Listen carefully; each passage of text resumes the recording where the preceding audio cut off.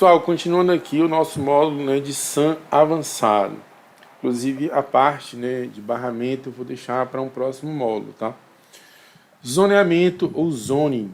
A técnica do zoneamento consiste em dividir a SAM em zonas, isto é, definir grupos de dispositivos que se enxergam. Então eu consigo, né, pegar e colocar, é como se fosse, né, uma VLAN, tá? Eu definir espaços onde determinados equipamentos se enxergam e fora daquele espaço, equipamentos de fora não enxergam quem está dentro. Como as necessidades de espaço em disco de redundância podem ser diferentes entre os membros de uma SAN, o zoneamento permite alocar o storage de forma mais adequada para cada host. Então eu consigo fazer separações, tá, de acordo, né, com a capacidade, né, dos storage. A utilização de WWN, né, World Wide Name, ou WWID, World Wide Identifier, dos hosts, é a maneira mais comum de definição de uma zona. Eu fazer por meio, né, desse identificador, tá? Então aqui, né, um zoneamento, tá? Um zoneamento envolvendo esse computador aqui, né? Aqui uma parte, né, desse Fiber Channel, né, esse Fiber Channel de SAN, né, um switch Fiber Channel. E essa parte aqui do storage eu posso definir como zona 1 e aqui essa zona 2. Então a zona 1 não enxerga a zona 2, tá? Beleza? Isso aqui é o conceito de zona, tá? E aí eu não consigo enxergar o outro e aí eu consigo, né, trabalhar melhor, por exemplo, capacidades diferentes, tá? De storage. Né, é mais all flash, o outro é de HD, o outro, né, tem um HD mais rápido, tá? Isso aí trabalharia essa parte, tá bom? Essa técnica limita a comunicação a apenas os dispositivos da mesma zona, ou seja, quem está dentro da mesma zona se enxerga, quem está fora não se enxerga. Esse zoneamento é feito no switch, né?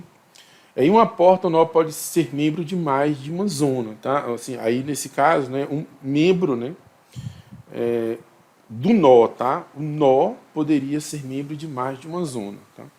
A função zoning utilizada em SAN pode ser categorizada em três tipos, né? Por porta, né? Por aquele identifier, né, que é o mais comum que a gente viu, ou um mix, né, entre os dois, tá? Multipath, técnica utilizada em rede de armazenamento de dados SAN para maximizar a disponibilidade e a capacidade de gerenciamento de evidências, né? Permite que vários caminhos físicos diferentes ou rotas de comunicação sejam utilizados para acessar os dispositivos de armazenamento em uma rede SAN, aumentando assim a resiliência da rede. Ele está fazendo, né, vamos ver aqui na figura, ó, o que ele está fazendo. A gente vai já ver o que é a HBA, tá? Tá fazendo caminhos diferentes, né? Um switch 1 aqui, um switch 2 aqui, uma controladora. Tem caminhos, né, redundantes. Com isso ele pode aumentar aqui o throughput, né? Além do que, se um caminho cai, o outro caminho continua funcionando, tá? É a mesma... A filosofia, pessoal, é muito parecida com a filosofia de LAN. Às vezes eu vejo até professor juntando as duas, mas eu não gosto de fazer isso, né? Porque apesar da filosofia ser a mesma, né, tudo aqui em SAN é mais complexo, tá? Quanto que lá, né, na internet a gente dá uns comandos, né, a coisa é mais automática, né? Não que grandes fabricantes não tenham automatismo na parte de SAN, mas aqui é tudo mais complexo, tá? E comandos diferentes, estruturas diferentes, arquiteturas diferentes, tá? Apesar da filosofia ser a mesma. O que a gente está construindo aqui? Caminhos, né, paralelos sem loop, né? Vamos dizer assim, lógico. Sem loop lógico, não lógico de lógica, né? Loop lógico do ponto de vista da camada, tá?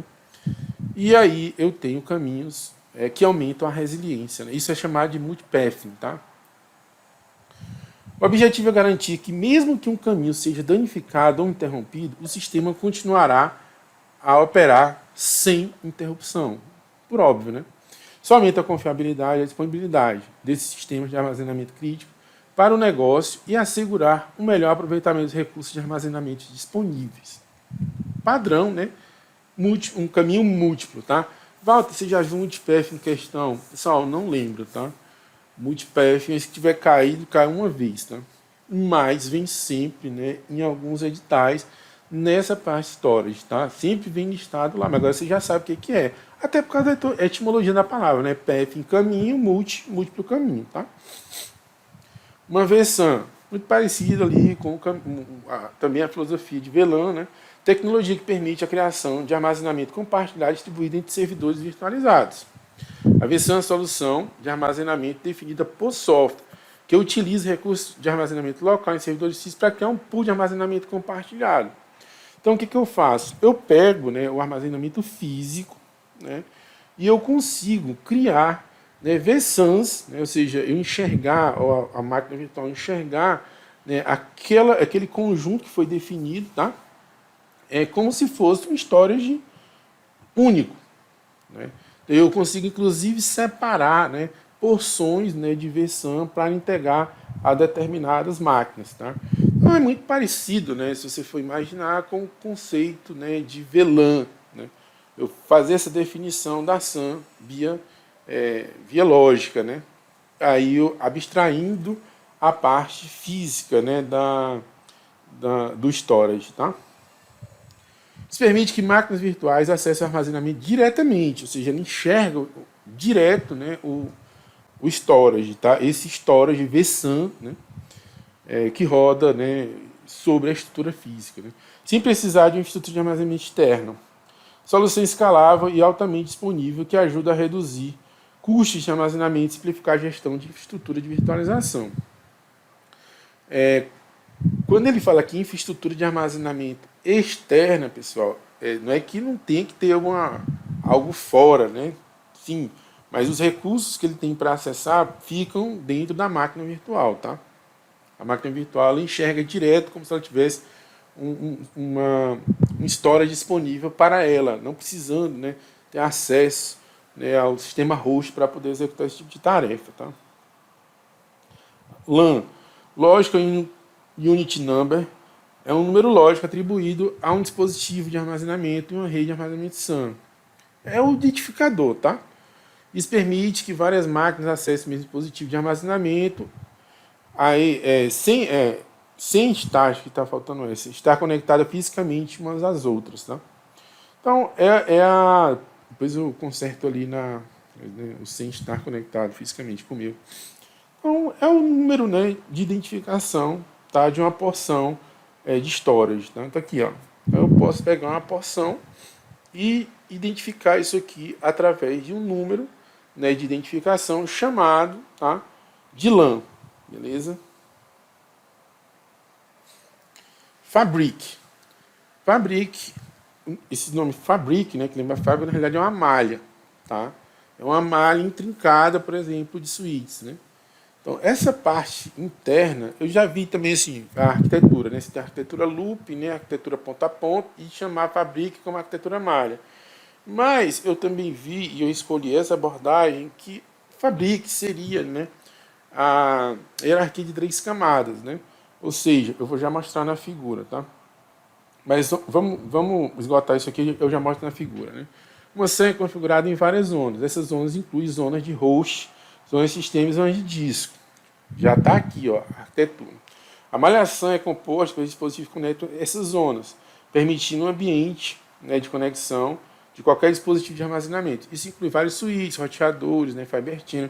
Então, esse conjunto no meio, né, formado por ativos de rede, que eu digo, né, ativo de comunicação, mais os seus cabos, né, isso daí é chamado de Fabric. Vai ficar mais claro aqui na figura. Então, aqui, pessoal, eu tenho, né, a camada host, né, ó, camada host aqui de um lado. E aqui eu tenho a camada de storage do outro lado. Aqui um storage em disco, né, e aqui é um storage em fita, tá? Esse conjuntão aqui, ó, né, de dispositivo de interconexão e seus respectivos cabos, a gente vai chamar isso, né, de Fabric, né, ou seja, camada, né, de malha. Então, isso aqui é um termo também muito usado, né, nos data centers, né, a Fabric, né, você ter isso aqui, essa camada como um componente, né, claro que não é um componente em si, né, mas enxergá-lo como um componente, tá, de modo a ter um gerenciamento melhor dessa data center, né, porque o data center também ele fornece storage, né. Então, isso daqui, ó, esse conjuntinho aqui, né, ó, é chamado de Fabric, tá? Não é tudo, pessoal, é só essa camada. Você divide em 3 camadas, é host, a storage lá embaixo, quem interconecta duas? A camada Fabric, que nada mais é do que uma malha formada por dispositivo de interconexão e seus cabeamentos, né, formando uma malha resiliente, né, com vários caminhos, tá?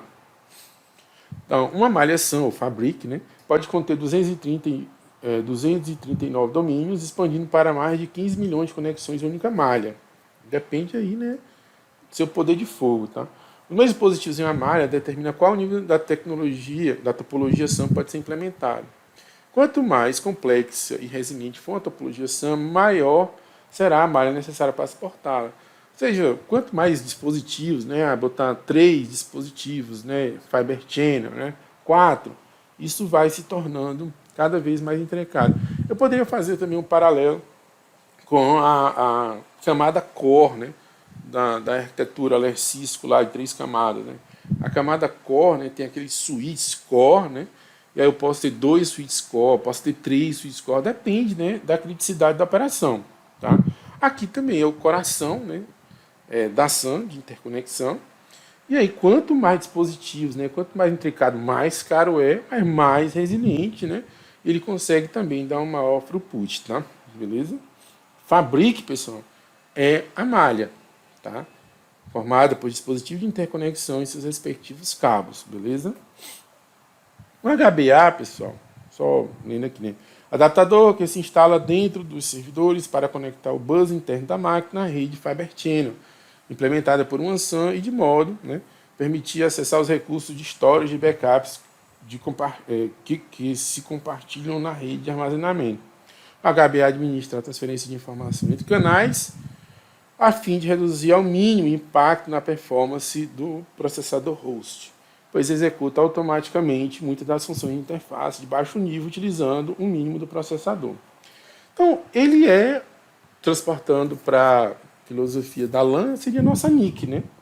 Só que aqui ele é chamado de Host Bus Adapter. Eu insiro ele dentro, né, de um equipamento, que pode ser um servidor, tá?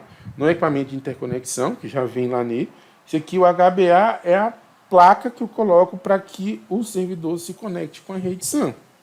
E, obviamente, ela vem, né, com hardware embarcado de processamento para que as atividades, né, sejam feitas pela própria placa e não pelo processador central, desonerando o processador da máquina. Tá? É muito parecido, por exemplo, com a placa gráfica. Né? Eu poderia estar rodando, né, com a placa integrada, que se chama, né, ou seja, puxando, né, processamento para rodar aplicações gráficas, mas aí eu diminuo a performance da máquina. Tá? O que eu posso fazer também? Comprar, né, uma placa independente, né, e ela vai ajudar a máquina a... Às vezes ela tem até alimentação, né, exclusiva, né, para que o processador da máquina seja poupado e aquela atividade, né, específica seja feita pela placa que eu comprei. Assim é a HBA, tá? Então eu vou ter, ó, a HBA aqui, ó, bem aqui, ó aqui eles chamam de Fabric, né? Ó, Fabric aqui é a camada, né? Aí aqui eu tenho um servidor, aqui no caso um AIX, eu tenho 2 portas HBA, tá? Então tá aqui, ó, 2 interfaces HBA e eu vou utilizar essa interface, né? Fiber Channel, no caso, OFC, para comunicar com esses dispositivos Fiber Channel. Ela nativamente não é Fiber Channel. E aí eu vou até a camada de storage aqui embaixo, tá? Beleza? Então, esse aqui é a HBA, tá? A porta de entrada, né, de dispositivos que não são do storage em si, né? Para que ele tenha uma interface, por exemplo, com a minha rede SAN, tá? VTL, tá?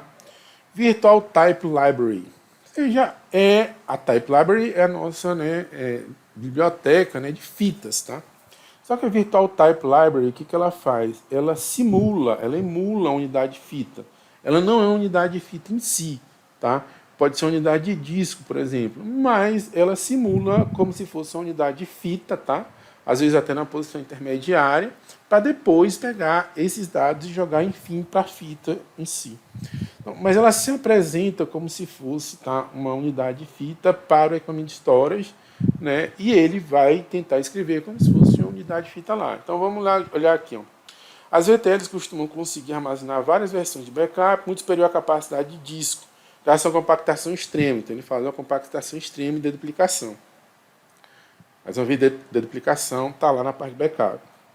Os dados de backup tendem a ser repetidos no dia a dia, o que permite que esses storage armazenem apenas uma cópia desses dados, utilizando um novo espaço para dados novos.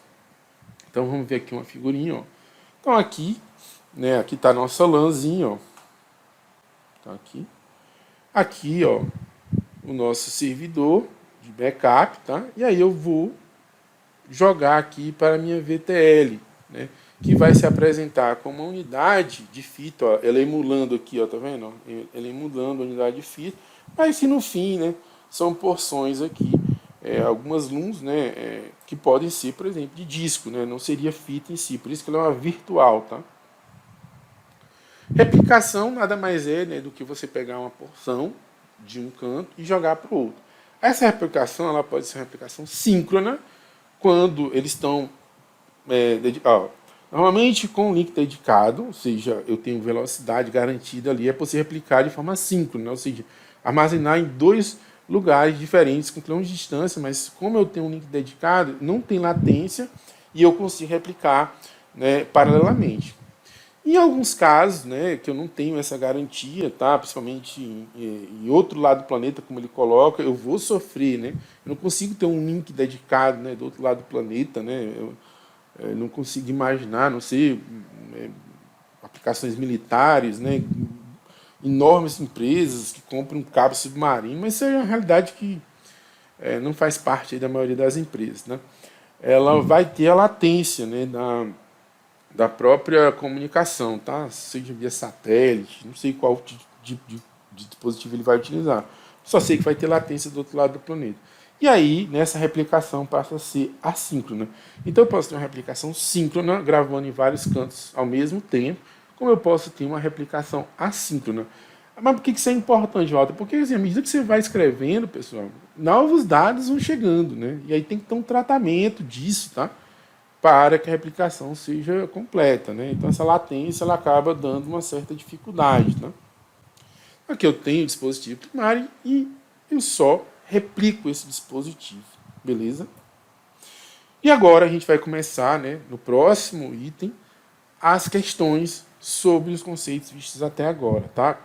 Beleza? Peguei aí tudo que eu vi de conceito sobre essa parte, tirando, né, a parte de barramento que eu vou falar depois, né, de interconexões, mas a parte que trata, né, de SAN no modo avançado, eu coloquei tudinho aqui. Na próxima aula a gente volta com as questões, beleza? Um abraço, até logo.